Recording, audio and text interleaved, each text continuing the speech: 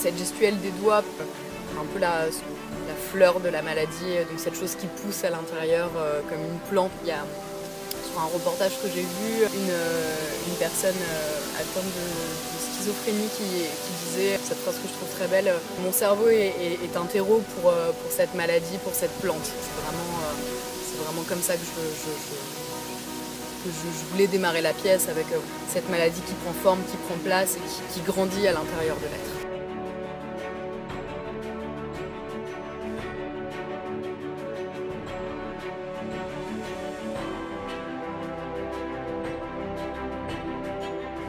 J'aime beaucoup travailler le sol, j'aime aussi avoir cette capacité d'équilibre sur les mains, sur quelque chose d'un peu plus musculaire, forcément un training aussi qui peut être plus de l'ordre du finesse, cardio, muscu, voilà. Mais bon, c'est beaucoup de yoga de base et après c'est suivant les envies.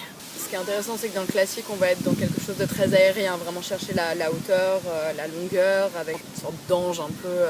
Et ce que j'aime dans le contemporain, c'est quelque chose de l'ordre du cru, du réel, du concret, de la matière physique, du corps. Donc le premier truc sur lequel on est en contact, c'est le sol en fait. Donc pour moi, je trouve ça très important d'avoir vraiment cette relation au sol et l'appui qui nous donne, puisque c'est aussi l'appui qu'on va avoir sur notre propre corps, c'est une base.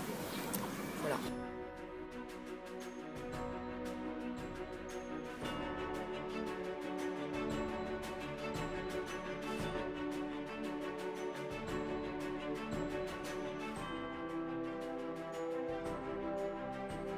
J'ai essayé d'avoir des points de recherche qui étaient vraiment axés sur le témoignage des personnes atteintes d'autisme ou de psychose, plutôt que des témoignages extérieurs de l'ordre du médical ou des parents, parce que voilà, ce qui m'intéressait, c'était vraiment le vécu des personnes atteintes de ces maladies. C'était le tout début de la pièce, on est sur les petites premières minutes. Pour moi, cette partie, elle représente vraiment la naissance de la maladie, en fait, à l'intérieur de l'être. J'ai essayé de dissocier dans ma création chorégraphique la maladie, l'être, d'avoir des points de vue différents, en fait. Voilà. Il passe vraiment dans les viscères, dans tout l'organe, dans tout l'être, tous les muscles, le corps squelette, etc.